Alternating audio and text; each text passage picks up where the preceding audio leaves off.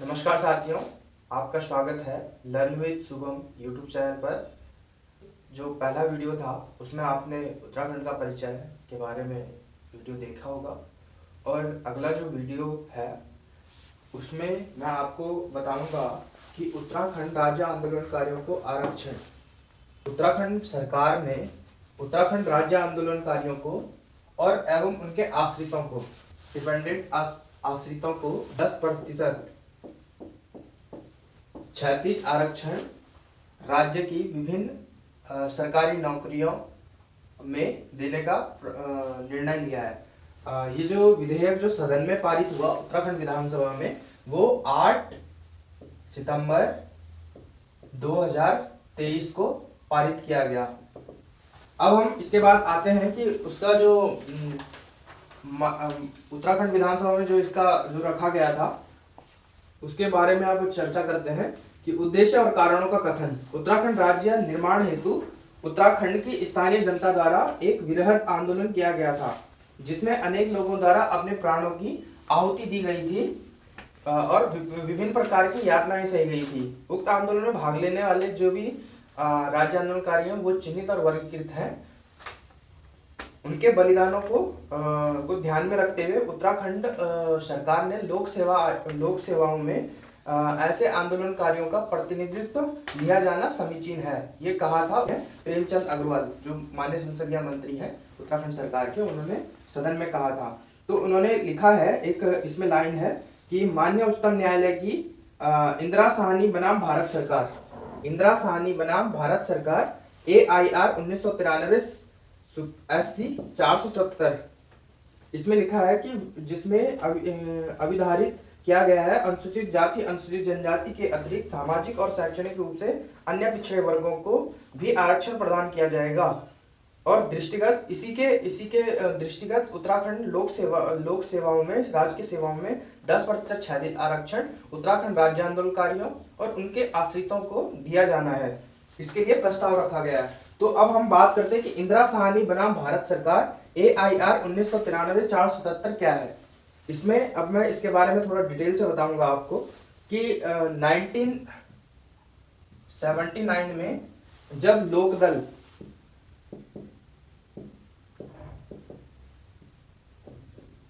की सरकार थी, मोरारजी देसाई इसमें प्रधानमंत्री थे। अब आर्टिकल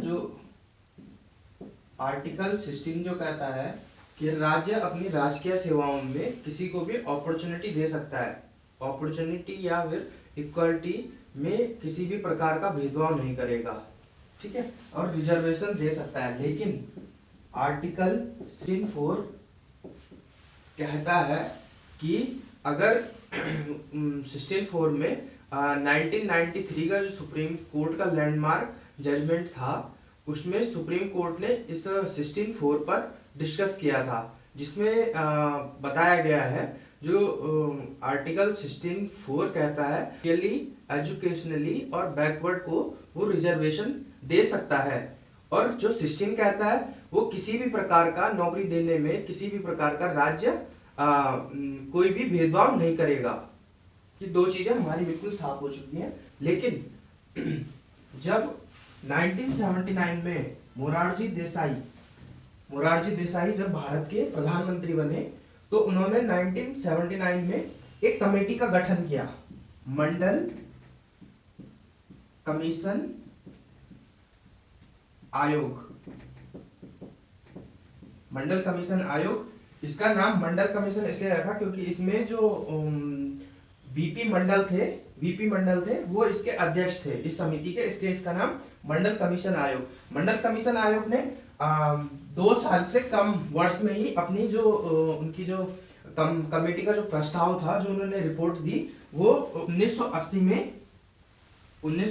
में दिसंबर 1980 में अपनी रिपोर्ट मोरारजी देसाई को दी, प्रधानमंत्री जी को सौंपी, जिसमें प्रधानमंत्री जी ने जब तक उसमें निर्णय लेने वाले थे कि उन्होंने निर्णय लिया था कि नौकरियों में बैकवर्ड क्लास के लिए 27% आरक्षण का निर्णय लिया उन्होंने।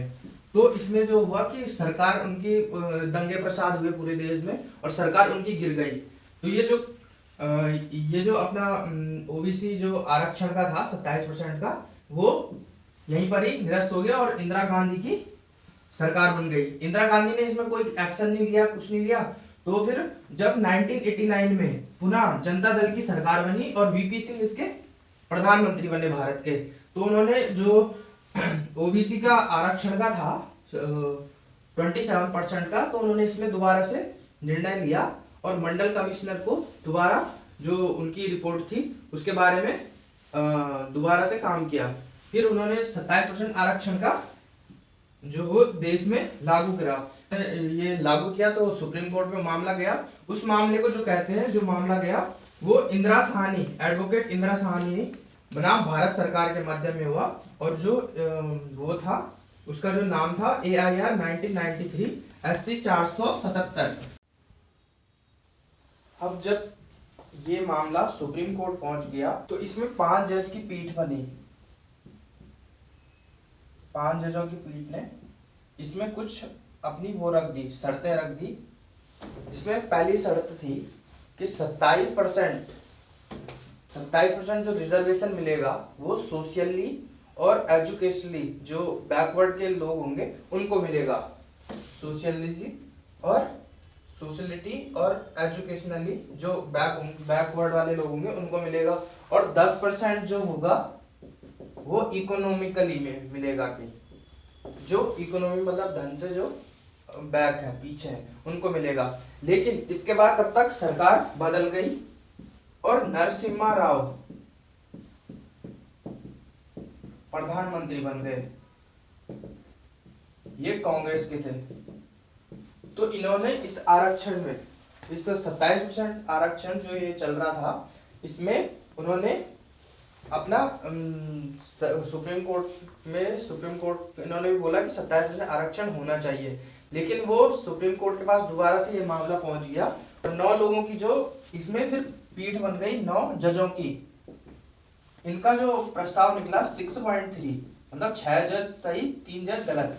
ठीक है, तो उन्होंने बताया कि जो वैलिड करार दे दिया इसको, ठीक है। इसमें उन्होंने कुछ शर्तें रखी, जिसमें इसमें जो कमेटी बनी थी 9.69:3 की जज की पीठ ने जो निर्णय लिया, तो उसमें निर्णय लिया सबसे पहले कि 27% रिजर्वेशन होगा बैकवर्ड क्लास के लिए, ठीक है। ओबीसी के लिए, पिछड़े हुए लोग हैं, ओबीसी वाले हैं, उनके लिए 27% आरक्षण दिया जाएगा। पहला निर्णय इन्होंने ये लिया।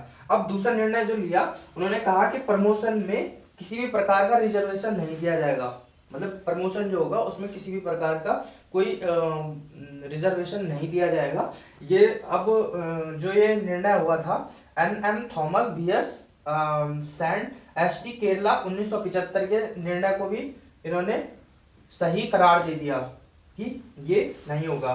फिर तीसरा जो आया कैरी फॉरवर्डेड रूल 1964, इसको इन्होंने समाप्त कर दिया कि ये वो नहीं होगा जो 1964 में हुआ था। और चौथा जो उन्होंने निर्णय लिया कि 50% आरक्षण की लिमिट कर दी जाएगी, इससे अधिक आरक्षण नहीं मिलेगा किसी को भी। और इससे MR Balaji BS state of Kerala Mysore 1963 का, इसे इन्होंने सिद्ध करार दे दिया कि ये सही है, इसे होना चाहिए। अब जब उत्तराखंड की बारी आई, अब उत्तराखंड राज्य आंदोलनकारी में उन्होंने कहा कि उत्तराखंड गवर्नमेंट ने कहा कि इंदिरा साहनी बनाम भारत सरकार AIR 1993 SC 477 को देखते हुए कहा कि उन्होंने सबसे पहला कि 27% आरक्षण जो बैकवर्ड के लिए है। नंबर 2, उन्होंने कहा कि पदोन्नति पर आरक्षण नहीं दिया जाएगा। और नंबर 3 कि आरक्षण की अधिकतम सीमा लिमिट 50% होगी। मतलब जो अपना राज्य उत्तराखंड राज्य आंदोलनकारी को जो आरक्षण मिल रहा है 10% की जो घोषणा की है उत्तराखंड सरकार ने, उन्होंने कहा एक तो पदोन्नति पर यह आरक्षण नहीं दिया जाएगा और आरक्षण की लिमिट जो होगी वो 50% होगी केवल, और 27% आरक्षण ओबीसी को दिया जाएगा। तो इसमें इन्होंने बता दिया कि पदोन्नति पर आरक्षण नहीं मिलेगा। तो उत्तराखंड गवर्नमेंट ने जो विधानसभा में सदन में रखा था, जिसमें सबसे पहले उन्होंने शर्तें रखी है इसकी कि अधिनियम का जो नाम होगा वो उत्तराखंड राज्य आंदोलन के चिन्हित आंदोलनकारियों और उनके आश्रितों को। अब जो उत्तराखंड गवर्नमेंट ने कहा, इसमें कहा कि इसका नाम जो होगा वो होगा उत्तराखंड राज्य आंदोलन के चिन्हित आंदोलनकारियों एवं उनके आश्रितों को राजकीय सेवा में आरक्षण अधिनियम 2023। अब पेपर में पूछेगा कि उत्तराखंड आंदोलनकारियों के चिन्हित आंदोलनकारियों एवं उनके आश्रितों को राजकीय सेवा में आरक्षण अधिनियम 2023 कब पारित किया गया? इसका आंसर होगा 8 सितंबर 2023 को पारित किया गया। अब दूसरा इसमें जो इन्होंने दूसरा पॉइंट लिखा कि सीधी भर्ती, राजकीय सेवाओं में सीधी भर्ती पदों के संबंध में यह लागू होगा। मतलब जो राजकीय सेवाओं में जो होंगी सीधी भर्ती होंगी उनमें 10% क्षैतिज आरक्षण दिया जाएगा। राजकीय सेवाओं में जो चयन होगा उसमें सीधी भर्ती में 10% क्षैतिज आरक्षण दिया जाएगा। आज की वीडियो को अब मैं यहीं पर ही समाप्त करता हूं। अगले वीडियो में बने रहने के लिए आप मेरे YouTube channel learn with Shubham को सब्सक्राइब करें, बेल आइकन को जरूर दबाएं ताकि जो अपडेट आता रहेगा मेरी वीडियो का डेली जो डलती रहेंगी उनका अपडेट आप तक पहुंच सके। धन्यवाद।